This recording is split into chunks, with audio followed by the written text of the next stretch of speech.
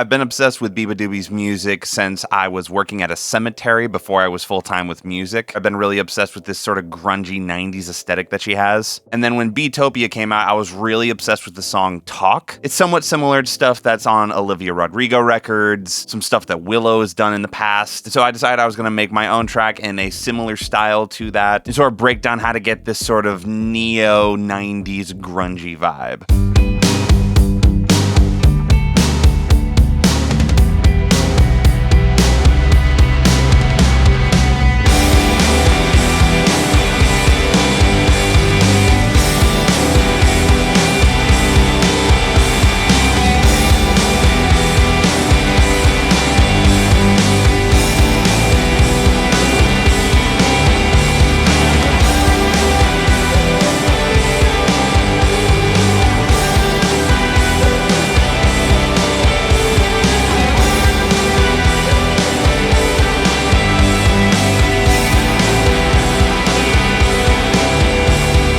Also, just a reminder, the reason I do these videos, my full-time job is actually working as a freelance producer, turning people's song ideas into finished tracks that they can upload to Spotify. So if you watch this video and you feel like we would have fun working on a project together, check out the top link in the description and we can just have a casual chat about maybe doing a project together. This track actually started out with the bass, which is actually not normal for me. I got really inspired by the Phoebe Bridgers video that I did, and I noticed that like a lot of 90s alt rock stuff that I was listening to, there tended to be like another like second higher bass line on top of the main one. So here's the first one.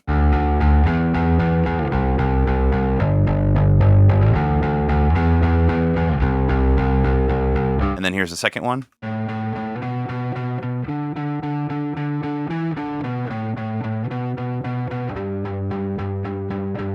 And when you put the two of them together, they just have a really cool vibe to them.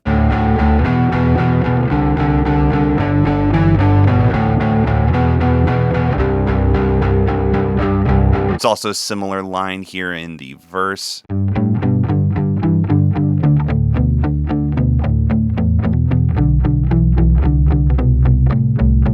When I'm doing this type of track, I like to have the main bass be sort of like front and center and then have the lower one to sort of be tucked underneath it. At least I found that to get the best result. For these two guys, I was just using my P bass, which I feel like is really good for this style. The sound of a P bass that people talk about tends to be like the pickups that are distinct from like a jazz bass. Like instead of this sort of bright shimmery top end or a scooped mids thing, a P bass is sort of like honky and like the really low mid range, which makes it pop out in a rock mix really well. So I just ran it into an Ampeg and then did some EQ. Only difference between these two ones is the higher bass part is a little bit more high pass. And that's really all I did. I used a little bit of track spacer just to separate it from the kick, but there's really not a whole lot on those guys. This is one of those few songs where I actually have like a verse and a chorus to show you guys. So in the verses, there actually isn't a whole lot of guitar. We basically just have this one guy. Sounds like this.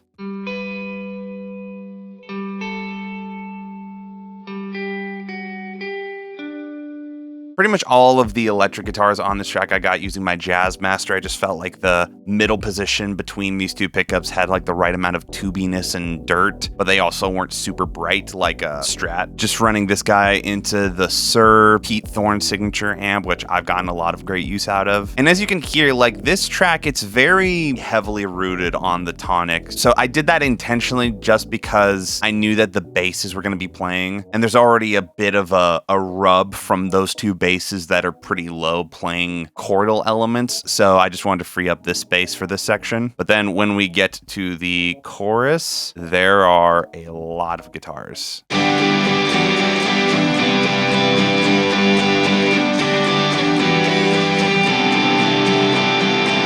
So in my head, I've separated the guitars into sort of two separate distinct groups. Ones that are playing chordal information and ones that are playing more of like extensions. So the main ones that were the inspiration for the chorus of this song were these guys here.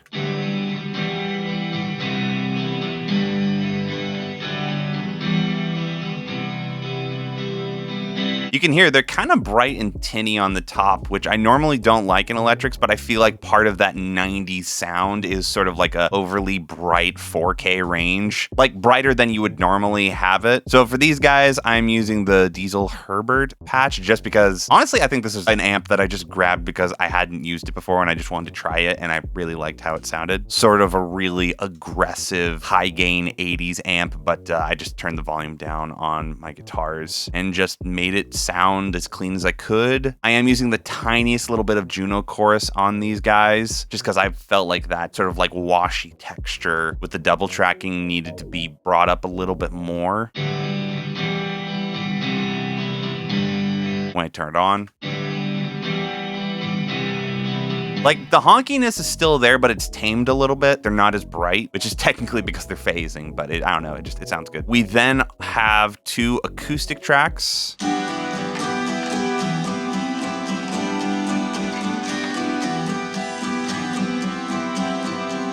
So you can hear these guys sound pretty nasty, and that was intentional. I recorded them on this guy, which is a special acoustic I have. It doesn't have regular gauge strings. The high B and the E string are regular, but all the other strings below it, it's out of tune. But if I go from like what is normally the lowest string to the highest string, you hear...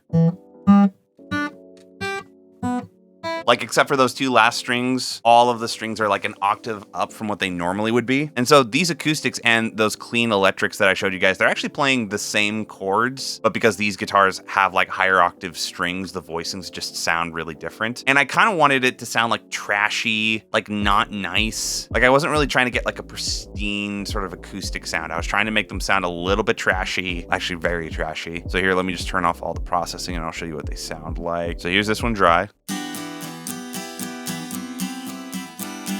Like you can hear, it's almost like a mandolin. It's like kind of irritating to listen to, if I'm being honest. But yeah, I threw on an EQ,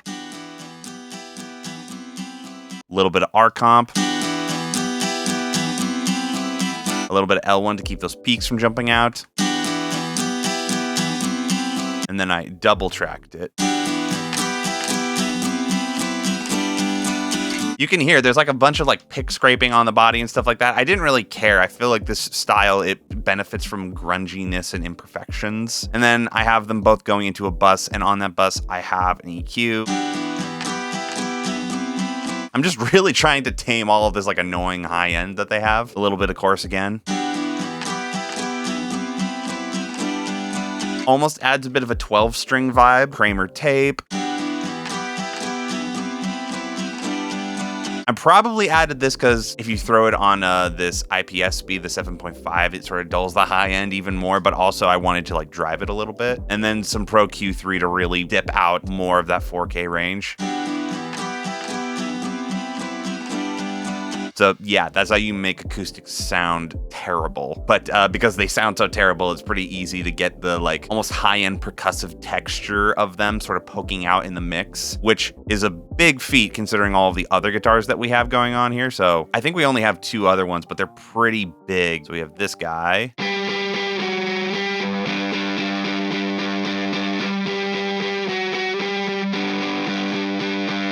Which is again the Pete Thorne Sir through the Jazzmaster. As you can hear, this one is really drivey, but it's also weirdly like lower, but acting as an extension. And for anyone who doesn't know what I'm talking about when I'm talking about extensions, I did a video where I show you how to write like pop guitar stuff, and I normally categorize pop guitar parts like this as either chords, lead lines, or extensions. And extensions are just like a whole other guitar part that you are adding on top of a pre-existing guitar part, just to almost make it reach up a little bit higher. It's almost like you have like a piano chord and your extension is almost adding like a couple of higher notes on top of it. So for me, that's the role that this is fulfilling. And then we have this other extension that's a bit higher.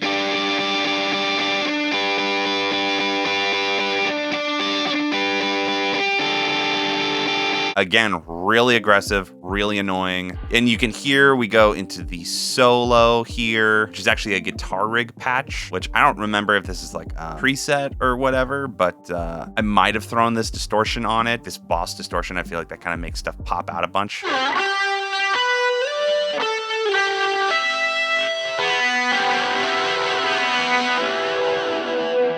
And with that guy, I was literally like shaking it around at the end and like almost like you're live on stage and you're just kind of like shaking it around just to try to get like that performance vibe from it. And when you add all of the effects that we have here, so just real quick going over the send effects that we have, I feel like the main one is this vintage verb because it's kind of tying all of those individual band elements together, almost trying to bring together the vibe of like a band that's like playing in a room together. So I went a bit heavier on reverb with this track than I normally would. Another little bit of ear candy is this weird pad thing. If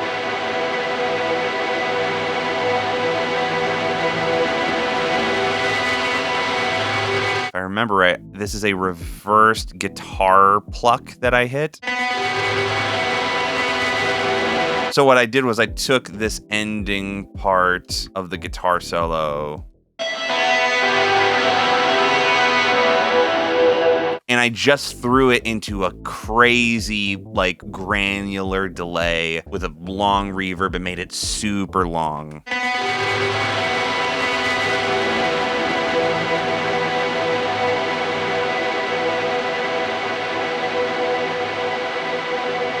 And then I rendered it out. So I reversed the clip, added crossfade in, and that is essentially what I'm using for those transition points. And then it looks like I just found like my favorite section, just sort of looped it over and over again. So I don't even think it's going through a reverb right now, but it feels so weird in ambient, and the chopping points are like on the downbeat. So I just think I didn't notice it. So I just never used any reverb with it. It sounds like a really weird layer, but if I take it out,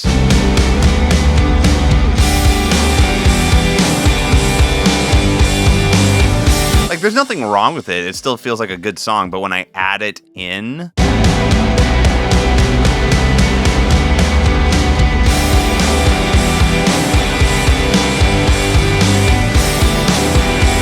there's just this like grime and distortion that just kind of gets added to the track, but it's still kind of like a bit of an ambience. And it's just, yeah, I'm so glad that I decided to do that because it kind of made the song for me. And then let's go to our last element, which is the drums. So I think I'm just using the Rock Solid EZX from Superior Drummer. So that sounds like this. I almost wanted to get like a La Bouquet style fill going. So yeah, just a really solid kit. I used this one for a long time, and I'm basically just routing all of the individual instruments into their own group here in Ableton. So I have my kick, my snare, my toms, my hi-hat, my overheads, and my room mics. And the reason I like stemming stuff out like this is because then you can affect the individual channels the way that you want. So for me, I felt like the room mic had a little bit too much honkiness in it before, after. Just sort of like the really insane 4K range that's already being taken up by most of the track. I just decided to take that out of the room. But yeah, didn't really do a bunch of individual processing. The EZX kit is kind of like pre-mixed, and even though I normally stray away from using stuff like that, I just felt like it had a vibe to it that I was down with. I did do a little bit of transient shaping on the kick drum, it looks like. So before, with. But yeah, all of those guys are going into a VCA compressor. So it's really doing a lot of work just as like a parallel compression. So if I turn the compression all the way up, so I brought it down to like 30%. And then I just did a couple of things on like the group as a whole, like a little bit of high pass EQ just to sort of bring it together a little bit more. I also did a little bit of FET compression and then some clipping. I've been really digging using a clipper on my drum bus as of late, and then a little bit of tape saturation. So here, if I take all these guys off, sounds like this. I turn them on. They just kind of felt like they tied all of the kit together, made it sound a little bit more vintagey and not like a modern rock kit. And then I'm not doing a whole bunch of processing on the master. I'm using a couple instances of Soothe. I just turned them into eco mode for this video, but I'm normally using them at like their regular settings. I like the Mastered by Goodwin 2 preset, which is done by Josh Goodwin, no relation. And then Balance to the Grammy Awards. Those are just kind of like the presets that I use often when I'm like sending stuff to clients, just because they tend to be sound gooderizers. Like it just kind of makes whatever you throw into it sound a little bit better. And so if you're just throwing a track on it, it tends to just make it sound really nice. And then, yeah, no surprise, Kramer tape and a little bit of FabFilter Pro L2. So that's what everything sounds like. And when you put all those elements together in a track, it sounds something like this.